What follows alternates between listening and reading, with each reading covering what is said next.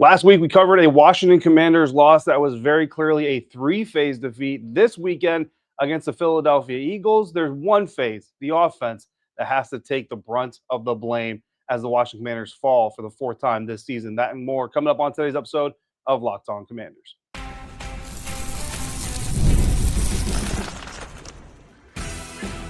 You are Locked On Commanders, your daily podcast on the Washington Commanders. Part of the Locked On Podcast Network, your team every day.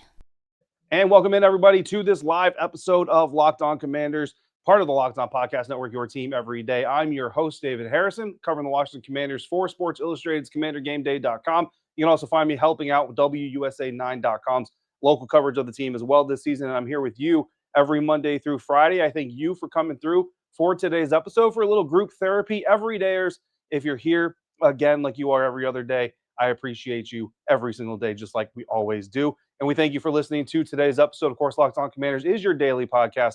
And if you haven't already, please subscribe on YouTube or wherever you are listening to today's episode, where we're going to talk for the first time about disagreeing with Dan Quinn. That's an unfortunate development from this latest game, but it is what it is. So we're going to lean into it. We're going to have a talk about it. We're talking about what happens when fatigue sets in and how it impacts the stat box and the score sheet. And we're also going to talk about, of course, the Washington Commanders offense falling flat in Philadelphia, ultimately leading to a 26-18 loss here at Lincoln Financial Field. You can start this season with a big return on FanDuel, and FanDuel is the sponsor for this live episode. New customers, you place a $5 bet and you'll get $150 in bonus bets if you win that first $5 bet. Visit FanDuel.com to get started today. So the Washington Commanders fall 26-18. The record now stands at 7-4. The Philadelphia Eagles advance to 8-2. The Philadelphia Eagles now squarely one full win ahead of the Washington Commanders in the win-loss column. Two full losses better than the Washington Commanders in the win-loss column. I don't really know how that mathematically 2.5 games, 1.5 games, what the end state there is. But the bottom line is the Philadelphia Eagles now first place in the NFC East division by more than just one stretch. They also now have a 3-0 record inside the division. They're the only undefeated team inside the NFC East division. The Washington Commanders suffering their first loss inside the division. Of course, they'll have the opportunity to get that back next week against the Dallas Cowboys. But before we get to all that, we've got to cover what happened in this game. And honestly, at the end of the day, guys, it is just very, very plain to me and to everybody that I'm talked to who's here in the game on Thursday night that this is about the offense. And this is 2 weeks in a row now. This isn't the first time we've seen this Washington Commanders offense get stifled, get frustrated. It happens, and every team goes through it at some point in time. But this Washington Commanders offense is now starting to stack performances where things just aren't going right. And very clearly there's something going wrong with the offense. Now, what is it? There are certainly several layers to what could possibly be plaguing this Washington Commanders offense. And one of those things could be obviously Cliff Kingsbury. And if you've watched our interview with Alex Clancy of Locked On Cardinals when Cliff Kingsbury was hired by the team, if you've seen Gino Camilleri talking on our NFC squad episodes, there is a tendency here, or a reported tendency here. I would say reported tendency because I haven't taken the time to dive deeper into the history of Cliff Kingsbury as far as these claims of his second half of the NFL season offense is kind of bottoming out compared to the first half. But there's enough people telling me that this is kind of a trend with Cliff Kingsbury back in his days with the Arizona Cardinals. So it's something that now we have more reason to dive deeper into and dig into. So certainly with the extra time that we have between now and the next time the Washington Commanders come back to work to get ready for another game, we'll certainly dive into that a little bit more. So the question there is going to be, is this Cliff Kingsbury history really coming back to start to bite the Washington Commanders in the butt? And if so, what can be done about it? So that's something that we'll talk about as well. But also, there looks to be like there's something wrong with Jayden Daniels. And I don't want to get too hyperbolic here, and I don't want to become a disaster artist and all this stuff and be like, oh, it was all fool's gold and all these Rookie of the Week awards didn't mean anything and everything else. The bottom line is Jayden Daniels still obviously is a very, very talented young quarterback. And I don't know if it's the rib injury.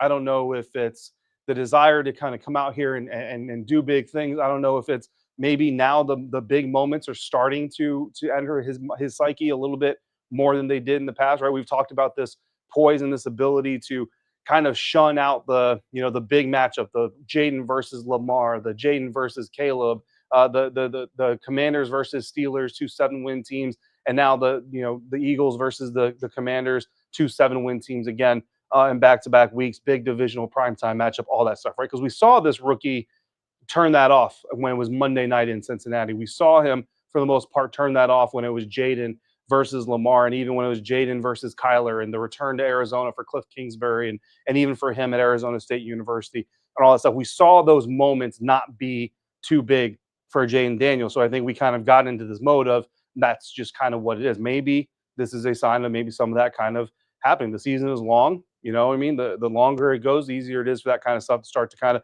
creep in a little bit. There's also the potential of the rib injury, right? Is the rib injury causing these issues for Jayden Daniels? Is there a possibility that getting hit the way that he has gotten hit and getting kind of punished the way he's gotten punished is kind of keeping him from wanting to run the ball as much, and that determination to maybe not run the ball as much is now leading to him also holding the ball longer, because he is definitely holding the ball longer. I got a couple comments from some insiders during the game talking about how it looks like Jayden Daniels is operating slower, and I definitely agree with that. What that motivation is, that's really the question for the coaching staff to try to answer. And if you can answer that question as a coaching staff, you're going to hopefully get him back on track, because what we were seeing before was, drop back, hitch, decision. You didn't usually see a third, fourth, fifth hitch out of Jayden Daniels before you got a decision. And now, especially these last couple of weeks, you're seeing multiple hitches, 3, 4, 5 hitches before you're seeing decisions being made by Jayden Daniels. And a lot of times, by the time he decides to get out of the pocket and use his athleticism, a lot of times it's too late, and that pressure is bearing down on him. Speaking of pressure, the offensive line these last 2 weeks has certainly looked a lot more susceptible, and it's not the first time they've seen very effective pass rushes, right? They saw the New York Giants a couple times before this. They saw the Cleveland Browns and Myles Garrett, before that, and that Cleveland Browns defense, certainly, they lost to Darius Smith and all kinds of other stuff, but certainly at the time they played them, we're playing at a very high level. So it's not like this is the first time we're seeing this offensive line really stack up against a really good defense. It's just now starting to really get pressure and penetration. And so that led to some issues with trying to operate screens, trying to end up draws, trying to end up delayed runs, and all those things. So now the question, Andrew Wiley obviously was dealing with the shoulder going back to last week. Brandon Coleman, is now in his second or third full game, having to play the full reps with Cornelius Lucas out with the ankle injury. Tyler Biotis has had the thumb issue, left with an ankle issue. Like, everybody's just kind of banged up. Is this O-line kind of finally starting to wear down after being really kind of part of the strength of the offense early on? That's obviously a question. Then Brandon Coleman, the rookie, look, we're not going to harp too much on. He's a third-round rookie left tackle. You're going to have to expect these moments, but certainly I think his worst game. Before even breaking down the full tape, I do think that it's fair to say this was Brandon Coleman's worst game as an NFL tackle. Terry McLaurin, no catches until the fourth quarter. We said it with Eric Bieniemy. We said it with Scott Turner. We're going to say it with Cliff Kingsbury and with Jayden Daniels, Sam Howell, Carson Wentz, Taylor Heineke. That cannot happen. You cannot have your number one wide receiver. I don't care what his name is. I don't care if it's A.J. Brown, Terry McLaurin, CeeDee Lamb, Malik Neighbors, whoever your number one receiver is on your roster, that dude cannot go to the fourth quarter without a catch. That dude can't go to the third quarter without a target. It's absolutely ridiculous, Terry McLaurin not getting targets in the early half. So there is a lot to work on this. And let's even talk about the running game, right? Brian Robinson comes back, and certainly I think you kind of felt a little bit of a better run attack, right, overall. But he averages 3.9 yards per carry tonight, 16 carries, 63 yards, did have a touchdown, did have an 18-yard run. Austin Eckler, 2 carries for 7 yards, 3.5 yards per carry. Jeremy McNichols, 3 carries, 5 yards, 1.7 yards per carry. Look, I'm a big Jeremy McNichols guy. Chris Rodriguez Jr. was inactive this game. I think it's time to start considering Chris Rodriguez for a little bit more of an opportunity, not increased role per se, but maybe those 3 carries that are going to Jeremy McNichols. There was a couple of them that were up the gut. I think one was on a delayed run. Like, that's Chris Rodriguez Jr.'s wheelhouse, not Jeremy McNichols. We talked about that earlier in the week before the game. Look, it's just there's a lot to talk about and digest about this offense, and there's no one answer. So last week, where we had a 3-phase operation, the offense struggled, the defense had mistakes, the special teams had mistakes that you could blame the loss on. This week, really, it's all on the offense. You know what I mean? The special teams, Zane Gonzalez went out there and made his kicks, the kicks that he was allowed to make. The defense, I think, did a very, very good job against one of the top offenses in the National Football League. There were 3 things that the Washington Commanders absolutely had to do. Clearly, they did not do all of them. Did they do any of them? We're going to get into those 3 must-do reviews Coming up next on today's episode of Locked On Commanders, part of the Locked On Podcast Network, your team every day. And we're doing that. Today's episode of Locked On Commanders brought to you in part by Mint Mobile. With big wireless providers, what you see is never what you get. Somewhere between the store and your first month's bill, the price you thought you were paying magically skyrockets. Well, with Mint Mobile, you'll never have to worry about gotchas ever again. When Mint Mobile says $15 a month when you purchase a 3-month plan, they mean it. So say bye-bye to your overpriced wireless plans, jaw-dropping monthly bills, and unexpected overages. Mint Mobile is here to rescue you with premium wireless plans starting at $15 a month. And all plans come with high-speed data and unlimited talk and text delivered on the nation's largest 5G network. Use your own phone with any Mint Mobile plan and bring your phone number along with all of your existing contracts. To get this new customer offer and your new 3-month premium wireless plan for just $15 a month, go to mintmobile.com/LockedOnNFL. That's mintmobile.com/LockedOnNFL. Cut your wireless bill to $15 a month at mintmobile.com/LockedOnNFL. $45 upfront payment required, equivalent to $15 a month. New customers on first 3-month plan only. Speed slower above 40 gigabytes on unlimited plan. Additional taxes and fees and restrictions apply. See Mint Mobile for details. Today's episode of Locked On Commanders also brought to you by FanDuel, and you can get ready to take NFL action head-on with FanDuel, America's #1 sportsbook, because right now, if you're a new customer to FanDuel, you can bet $5 and get $150 in bonus bets if you win. The FanDuel Sportsbook app gives you everything you need to place your bets on the National Football League this coming weekend, Sunday Night Football, Monday Night Football. The Washington Commanders couldn't get a win. Maybe you can go out there and get some wins. And you can also make your live in-game bets with Locked On or with FanDuel as well, the #1 sportsbook in America. You get a hunch in the middle of the game, you can go to FanDuel, view the live play-by-play, and so much more on the exact same page where you can place your bets. So go to FanDuel.com to join up today. You'll get started with $150 in bonus bets if you win your first $5 bet. Again, that's FanDuel.com. Never waste a hunch and make every moment more with FanDuel, an official sports book partner of the National Football League. Diving now into our 3 must-dos that we outlined before the game here on Thursday night, coming to you live from Lincoln Financial Field. And if you want to get even more out of the Locked On Commanders podcast, all you got to do is sign up to be an insider today. Go to joinsubtext.com/LockedOnCommanders. And from there, you can text me your thoughts, your questions, your takes. I will be texting you the same. Also, you'll be getting inside information, exclusive access to me during games, press conferences that go beyond the show, etc. And also exclusive insider-only Zoom conference invitations, where we got together before the game here in the press box tonight, and we will get together after as well. I don't know if anybody's going to be up, so it might just be me sitting in there, and that's okay if it is. But you can come through if you want to, and you are still awake. Try it out for free for the first 2 weeks. Join the ever-growing population of insiders today. Again, join subtext.com/LockedOnCommanders. So 3 things that the Washington Commanders needed to do to get a win in Philadelphia over the Philadelphia Eagles: establish the run game, attack the left side of the offensive line, and most importantly, keep the lid on the Philadelphia Eagles offense. So let's talk about this run game. Let's talk about getting Brian Robinson back, right? We talked about this in the vein of if B-Rob doesn't come back, the bottom line is Brian Robinson can't be your single point of failure as an offense when it comes to your run game from, outside your quarterback. Brian Robinson came back, and again, like we said, 16 carries, 63 yards, 3.9 yards per average, 1 touchdown, 18 yards was the long, which if you take that 18 yards off, you're going 53. What are you going? You're going 48 yards on 15 other carries.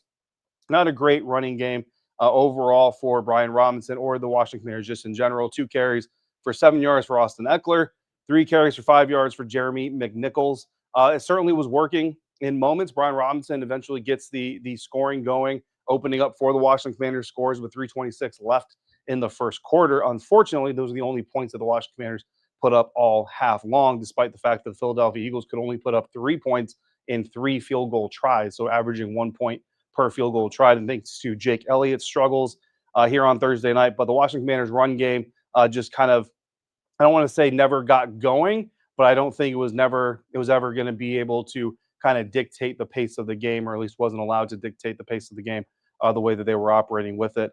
And, again, you see a very, very stark difference here in the amount of carries. And we go back to this, we go back to other games where, you kind of say you want a good amount of runs, 20 plus carries combined. I think between the 3 running backs, if you're going to use 3, is not an unnecessary amount. Here you get 21. So you kind of hit that mark at least. But if you're using 3 backs, you can kind of start to justify 25, 26. But again, you got to be ahead of the sticks. You got to be getting first downs. You got to be extending drives. And that is something that the Washington Commanders were unable to do on the night. I count three and outs. You got the one. You got 4 plays at the end of the half. So obviously it's not like a 3 and out or anything like that, but you're not, extending drives there. You've got another drive of only 4 plays. You got a 5-play drive, a 9-play drive, only 1 drive the entire game that lasted more than 10 or that lasted 10 or more plays. And that was the final drive of the game for the Washington Commanders. So not a lot of sustained success for the Washington Commanders. When you don't have sustained success, you can't go out there and run the ball as much as maybe we would want to see. So a lot of reasons that things just weren't kind of going the right way for the running game there for the Washington Commanders. So clearly not satisfying. That must do. The other must do, attack the left side of the offensive line. Look, I thought they got a lot of good pressure. The Washington Commanders did just in general against the Philadelphia Eagles early on, getting a couple of sacks from Frankie Luvu. Frankie was just all over the place, guys. And I think that, if you're looking for a player to really kind of get behind, go back and watch Frankie Luvu. And specifically, if you want to fast forward to about midway through the third quarter to the end of the game, that defense is gassed, man. Well, I'll tell you, Frankie Luvu is still out there running with his hair on fire and just going out there trying to make plays for his guys and for his team. So I think that, if you want to go and find a guy that you can lean on from this defensive performance, he is the guy to go out there and do it. Ends up with 10 tackles. Safety Jeremy Chin continuing to have his steady play. He leads the team in tackles tonight with 12. Bobby Wagner comes through with 8. Benjamin St-Juste had a pretty solid game. I thought overall 7 tackles for him. And then Mikey Sainer still kind of bringing his usual brand of toughness with 6 tackles. Quan Martin, almost. I mean, he made the play, right? He ends up, the Eagles got an explosive pass play, but Quan Martin punches the ball out.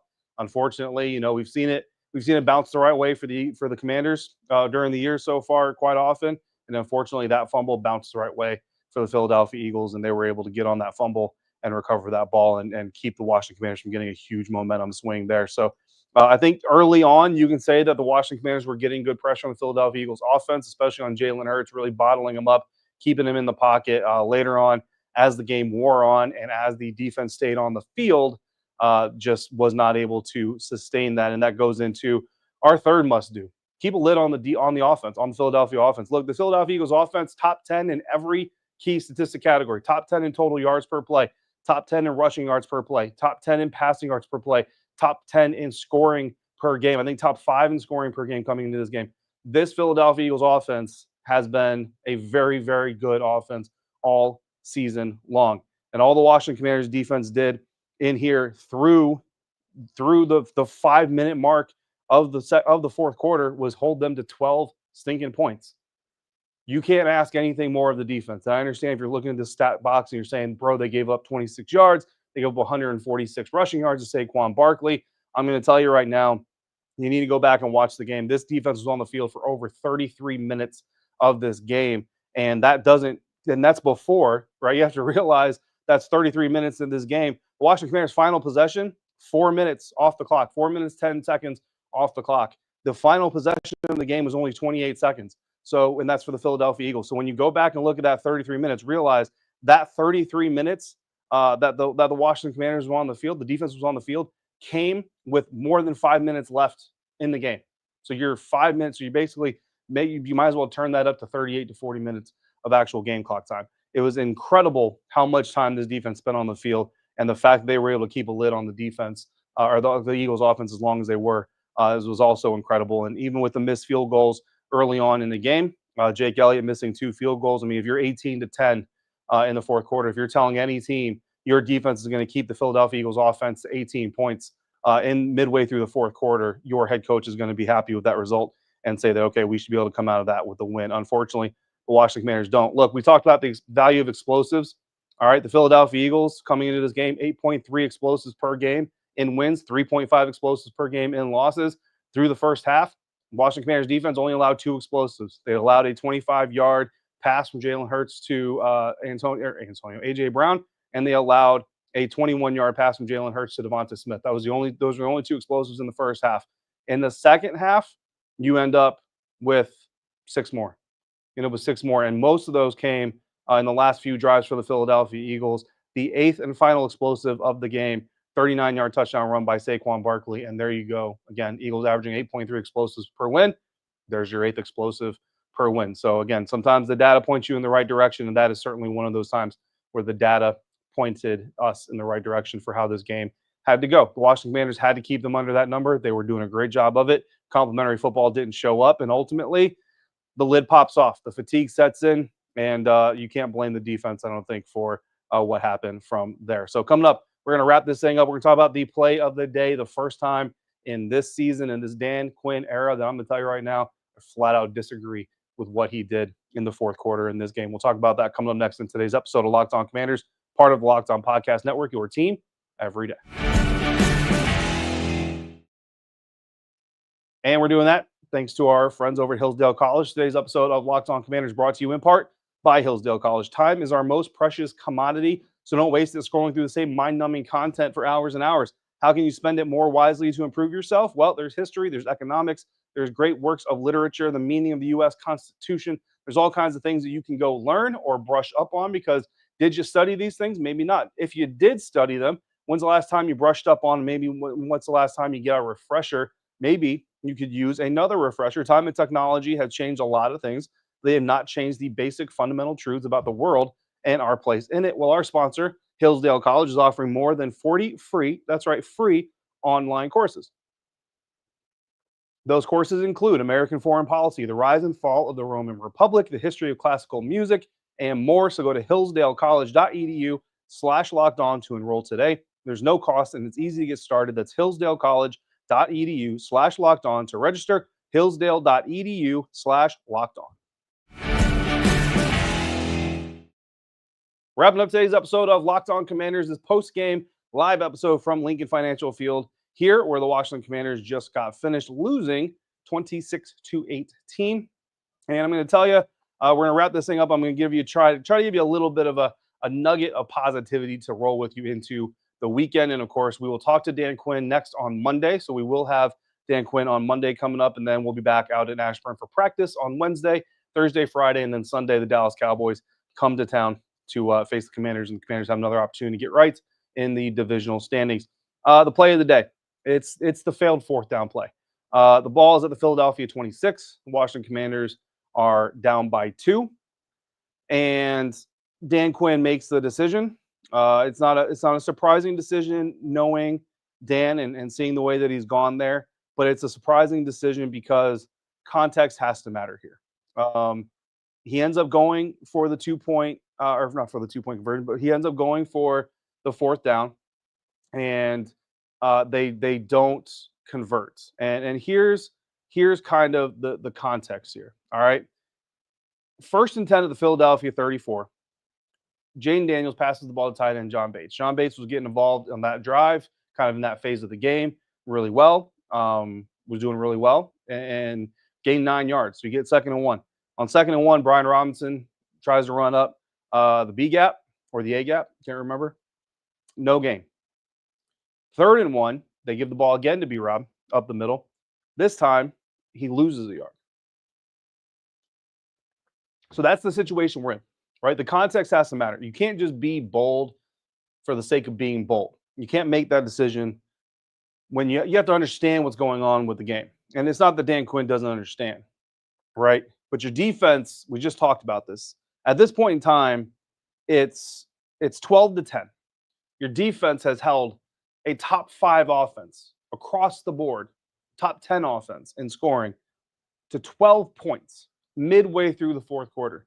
You have an opportunity to now play complementary football, get points on the board, get the lead back for your defense, boost morale a little bit, put them back on the field up by 1. It's not even a full 1-score game. Got it.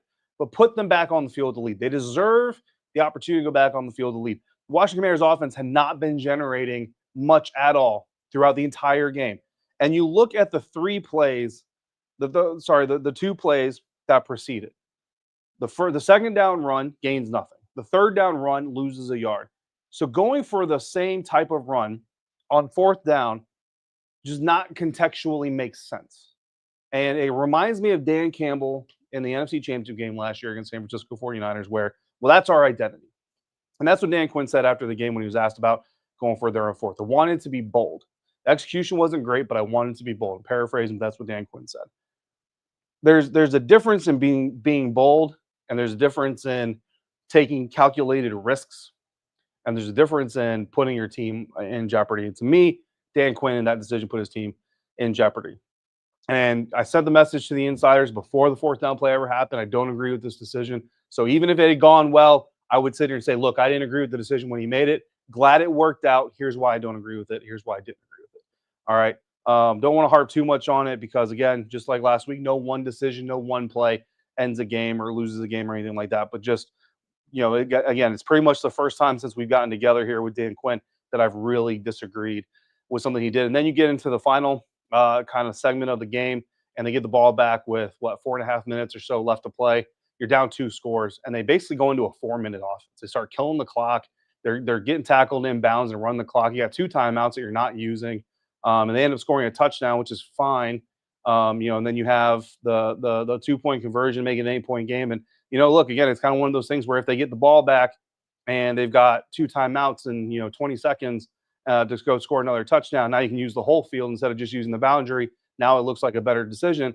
But if you're going to do that, that's fine. That would be understandable. If you're going to do that, there needs to be more urgency in the no huddle offense. They were just kind of coming up to the line, letting the clock tick, tick, tick, tick. Just it didn't sit right. You're going to be super aggressive with the fourth down decision, but then 4 minutes left to go, down by 2 scores. The offense got very, very vanilla, got very, very mediocre, meek, I should say. So it just did not make it. Just felt off in the last part of the game there. So that was kind of the not really play of the day, but just kind of decision of the day. 3 stars. We do it every week, even if there's a loss. We do it hockey style. First star is the best star. Second star is the second best. Third star is the third best. And of course, when the opponent wins, they're going to get the first star. So they do get that first star. Star number 3, though, Quan Martin, again, played with that physicality, helped keep a lid on the Philadelphia Eagles offense. I thought he did a really good job all night long, forced the fumble that, again, unfortunately was recovered by the Eagles, but had it been recovered by the Commanders, certainly could have potentially led to a swing in the momentum and a shift in the game. Star number 2, Frankie Luvu, again, brought the heat all game long, 2 sacks on the day. Just really part of his repertoire and really showing why he's such a valuable part of this team. And then Saquon Barkley, number 1 star here coming out of this game. 26 carries, 146 yards. He got about 80 of those yards on 2 carries alone, and then the rest of it, I think they actually did a pretty good job of containing Barkley for the most part. But at the end of the day, that's what the stat line is going to read, and he ultimately ends up putting the game away. So here's the final word here for this episode before we leave you from Lincoln Financial Field. The Washington Commanders are 7-4, right? The Washington Commanders are 7-4. So the way that the team has gotten to those 7 wins, the way the team got to 7-2, altered perceptions, altered expectations. But if we go back to the beginning of the season, and even go back to earlier in the season, we talked about when is Jayden Daniels' rookie moment going to come? When is Jayden Daniels going to start looking like a rookie quarterback? Because with every rookie quarterback, you basically start expecting at some point in time, you're going to look like a rookie quarterback. And I wasn't able to watch the broadcast, but somebody in the press box had the volume on the broadcast up. I don't know who it was. It was a little bit annoying, to be quite honest with you, because there's a lot going on in there that don't need Al Michaels distracting me. But at one point in time, there was a break in the play. I wasn't taking any notes. I wasn't doing anything. And I heard him say, essentially to the point of, today, Jayden Daniels looks like a rookie quarterback. And that's basically what you're saying. But the good news is we've already seen this crew learn from their mistakes. Again, I'm going to do a deeper dive into the second half of the season offenses from Cliff Kingsbury. We'll see if we can glean anything from that. But when it comes to Jayden, when it comes to this offense, you still have a very talented group. This 10 days of no games between now and Dallas is going to be valuable. You got the bye week right around the corner. And this defense is playing really, really well. I mean, this defense tonight, guys, did very, very good. You should be very proud of your Washington Commanders defense if you're a fan. So it's 7-4, 2 losses in a row. And yeah, man, like you want to see your team go up against the Ravens, the Steelers.